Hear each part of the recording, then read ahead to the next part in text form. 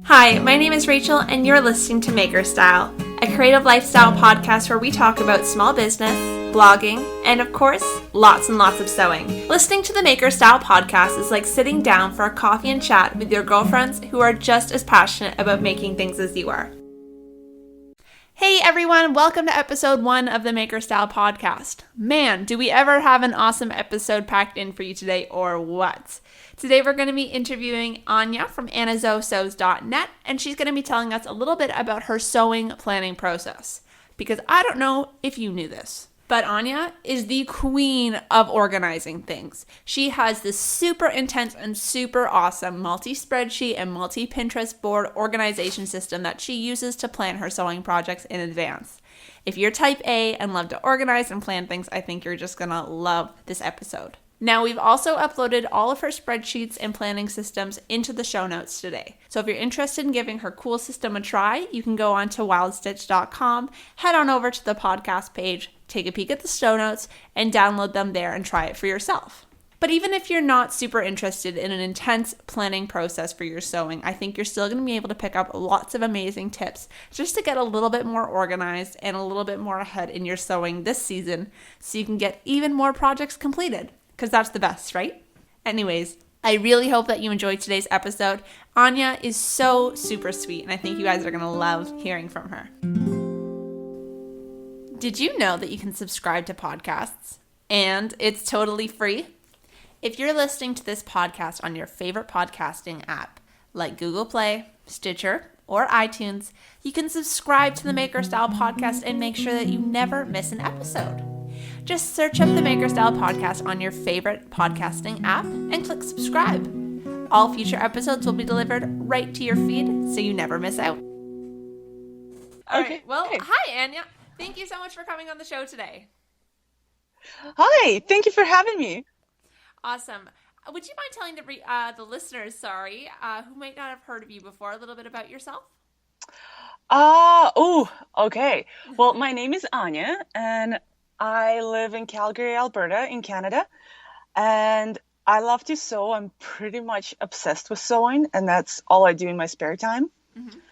And yeah, I've been sewing ever since I could hold a needle, pretty much. Wow. Yeah, but I took a little bit of a break from sewing when I was in university, mm-hmm. and after I graduated, I just jumped right back into it, and it's been amazing ever since. Awesome. Yeah. Now, have you always sewn apparel? Yes, that's what I've always been interested in. And I actually made my very first skirt when I was 6 years old or 7. No way. Yeah, it was really bad. It was made by hand, and it was striped jersey. I don't think stripes aligned. It was really bad, but I wore it proudly. Who taught you how to sew? My mom always sewed, and my grandma always sewed. Oh, so I love it. I always saw it, and I still remember that my grandma, when she was sewing, and she would always give me darts, like to tie off the ends of the darts. Uh-huh. That was the very first thing that I remember about sewing. Oh, that's awesome. Just tying off darts.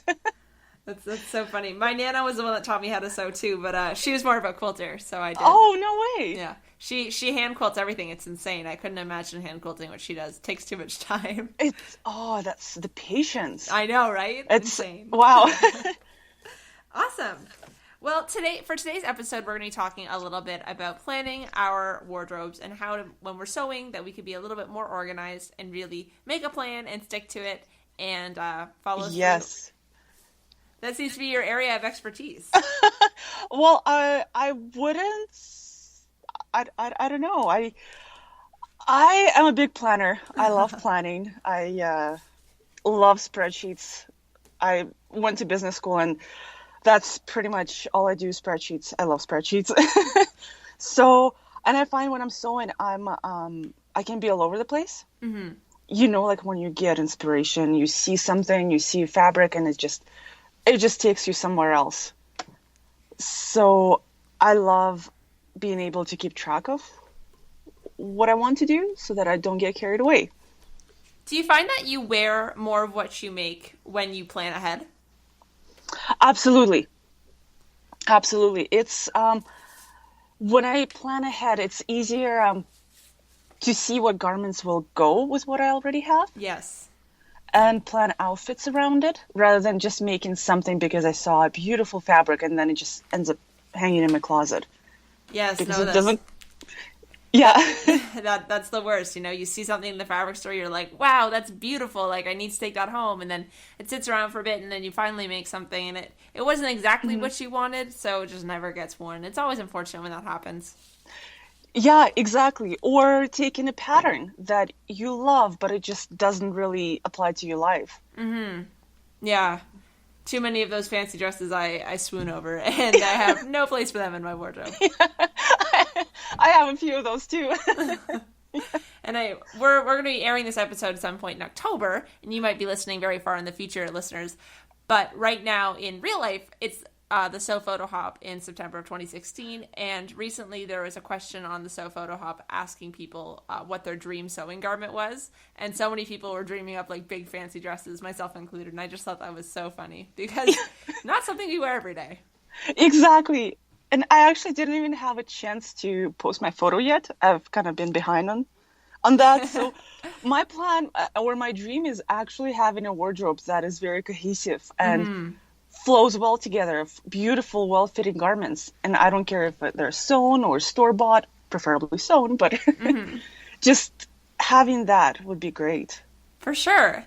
Now, how do you use planning to plan your wardrobe? What's your system like? Well, I mentioned spreadsheets, and at one point in time, I kind of noticed myself getting carried away and even just sitting down at home and having the desire to sew, but not being able to channel all of that energy and pick garments. So I thought, hey, why not just throw all of my ideas into a spreadsheet and Awesome. just go from there. So I think I started doing that, I want to say 2 years ago. Oh, I love it. Yeah, and slowly it has been evolving, and it just pretty much started with me just throwing down the fabrics that I had, or ideas, or and just patterns, and just going from there. And then eventually I devised this master spreadsheet that is still evolving, where I plan my more or less wardrobe for the coming season, and then plan my sewing around it. That's awesome. So, yeah, it keeps me on track. Now, I've seen the spreadsheet, and it is pretty intense. I love it. And actually, if you go onto today's show notes, after you listen to the episode, we're going to have the spreadsheet there, and you can take a look at Anya's process and how she goes from idea to sewing reality. So that's really exciting. Stay tuned for that. Make sure you take a peek at it, because it's going to be really, really great. I hope so, or just really, really, really scary. Both is fine. Yeah. Now, when you first see an idea and inspiration, for those that don't already have the spreadsheet in front of them to kind of conceptualize what you're talking about, how does something go from an idea to a sewn project in your kind of organizational structure? Well, I find that I rely heavily on Pinterest as well. I've tried to follow Colette's wardrobe or architect process. So good. Isn't it? Oh, amazing.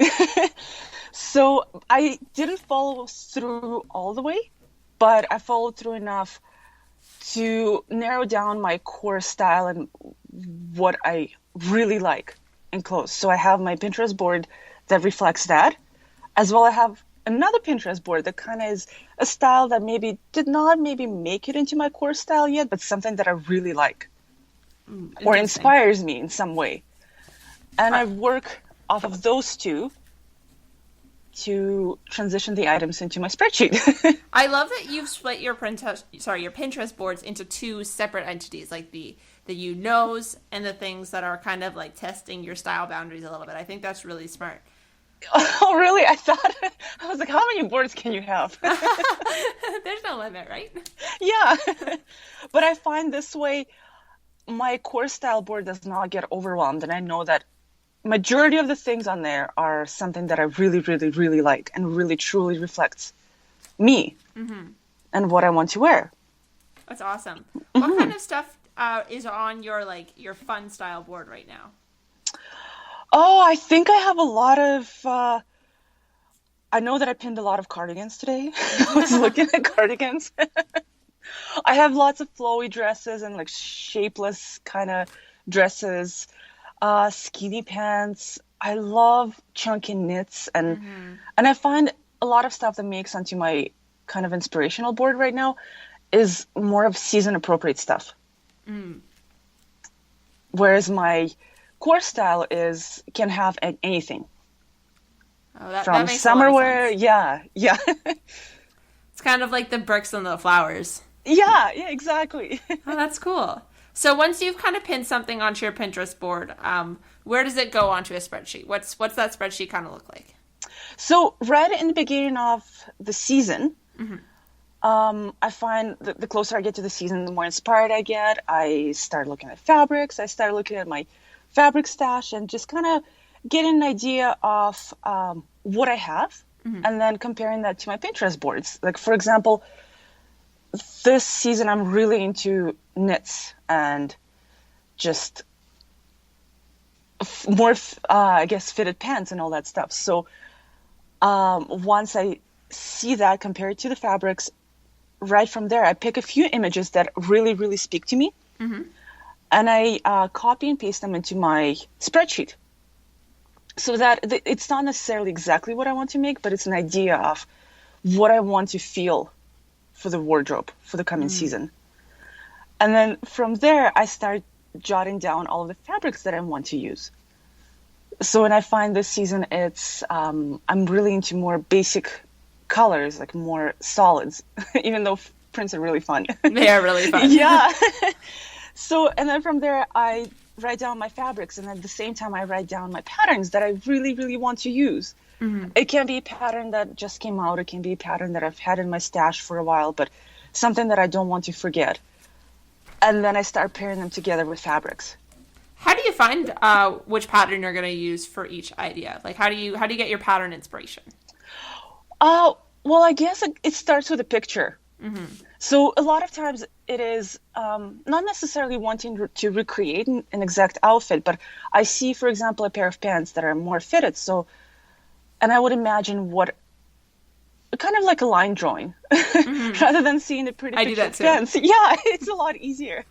I would imagine what a line drawing for the pants would look like. And then I would either look at the patterns that I have or look online, and I use websites like the Fold Line, Indie Sew. Yeah, and just look for patterns, look for ideas. I look at what other bloggers are making. Instagram is huge. Oh, of course. Oh, so much inspiration. Anya and I met on Instagram, actually. So yeah. It's insane how much you can find on Instagram. There's so many amazing things on there. It's amazing. Amazing. Such a great community. I love searching for like pattern hashtags. So once I kind of have an idea, like, oh, like I might be interested in trying maybe the new pants that Deer and Doe just came out with just recently. Yes. I think they're called the saffron pants. Yes. They look gorgeous. Yes, and I'll search up that hashtag and go, hashtag like saffron pants, and so many things come up, and you can just have a little browse around, and it's so useful to see what other people are doing with the pattern. Oh, absolutely. I do it all the time, even if I notice a pattern somewhere on the internet. I would actually go on Instagram and just search hashtag it and search what other people have done with it. Yeah. Or I think I like the pattern, but I'm not 100% sure. Again, I'll search what other people have done, and sometimes I get inspired that way. I'll see something amazing that somebody else has created. Yeah, I don't think I've sewn something recently without looking at the pattern hashtag first, which I think is pretty insane. Yeah, actually, yes. Very true. It's a real part of the process for sure. Yeah, we rely on each other. How true. Yeah. Now, if you were talking to a beginner who's never done any sort of wardrobe planning before, or maybe is going through like a transitional phase, I know for myself, I talk about this on the podcast a lot. I'm 21. I'm just kind of starting college, and a lot of my wardrobe is leftovers from high school, where I was quite an alternative rock lover, and my style then no longer reflects the Rachel of today. And I kind of need to curate it a little past the black on black that used to be all of my wardrobe. And it's just, when you're in that transitional phase and you're starting to plan your wardrobe, what would you say to a beginner? How would you kind of guide them? I would say look through what you have already and just make note of what items you like and you want to keep, and then start thinking, collecting inspiration.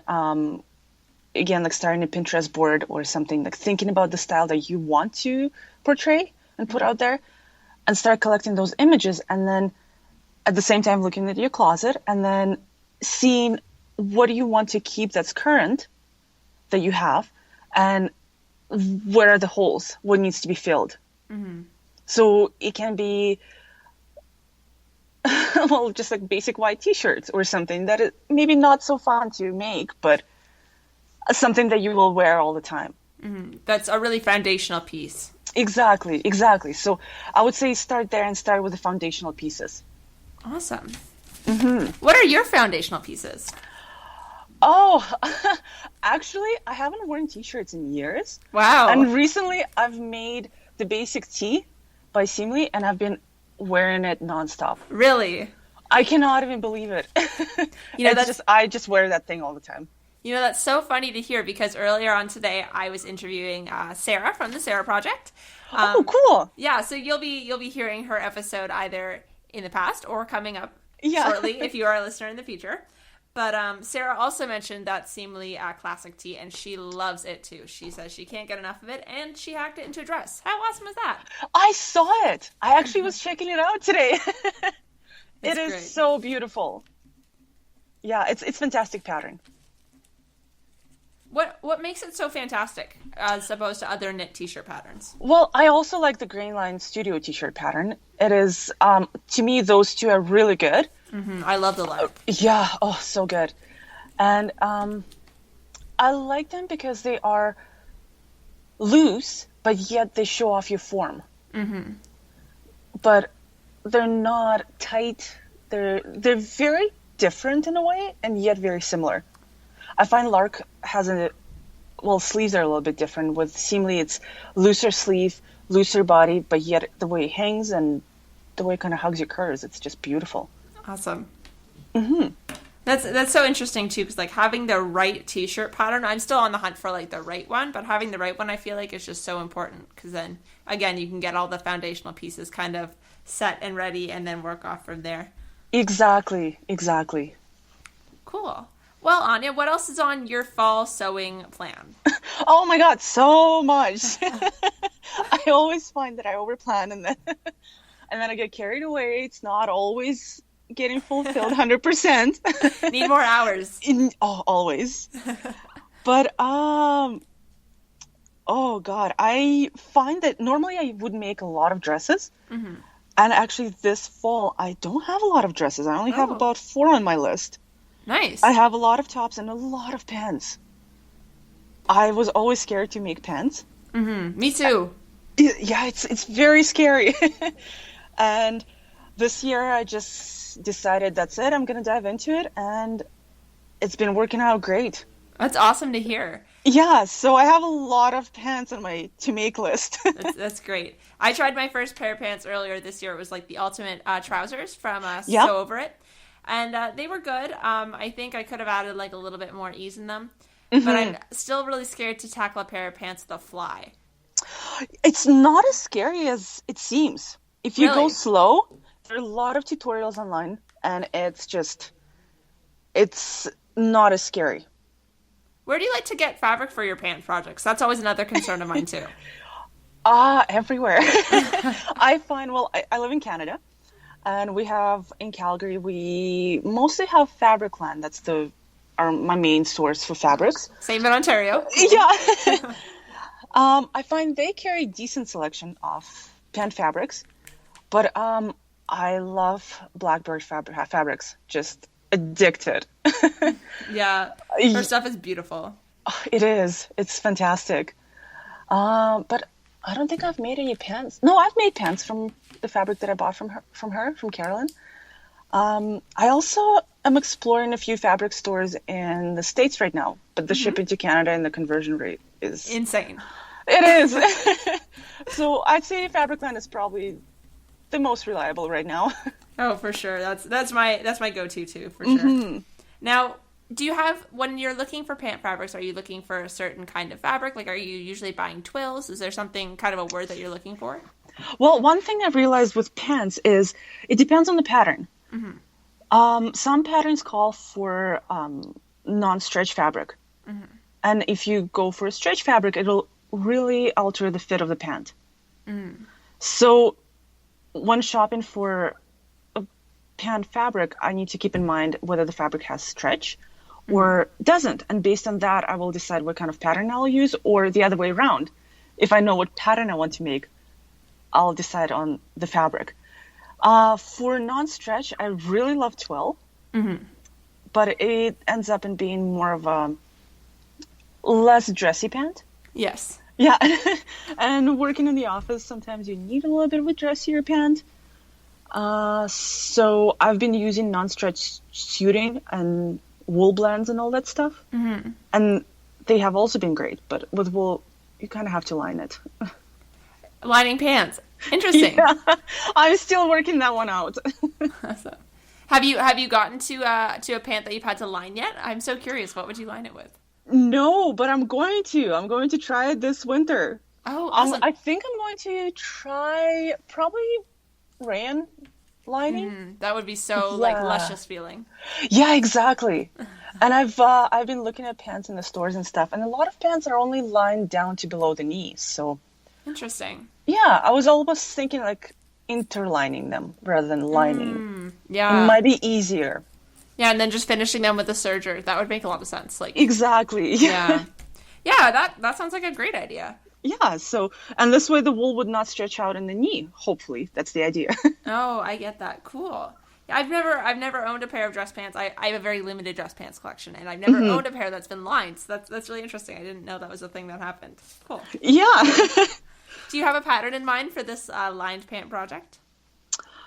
They were a few patterns that I had in mind. Well, I really like the Soaholic pant. I forgot what the name. The Thurlow? Yes, Thurlow. yes, that's the one.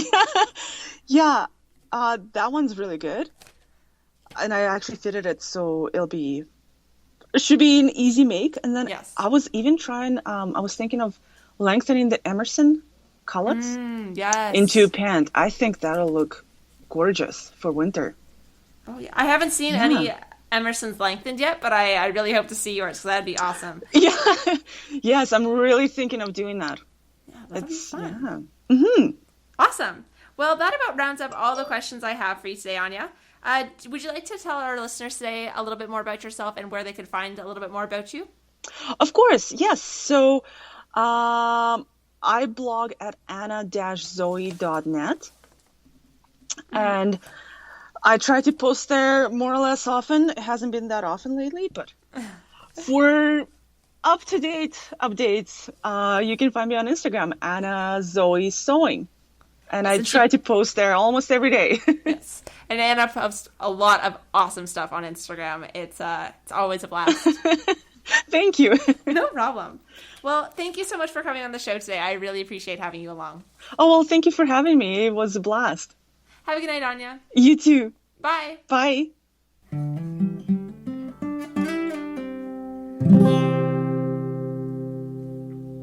Hey everyone, that's all I have for today's episode of the Maker Style Podcast. I hope that you guys enjoyed listening to that episode just as much as I did recording it, because I had so much fun. You know, my favorite part of this process has been meeting all of you guys. It's been a total blast. If you haven't already come over and said hi, you can do so at my blog, at The Wild Stitch, or give me a shout out on Instagram at The Wild Stitch. I am so excited to meet you guys and hang out with you guys there. Have a wonderful day. Goodbye.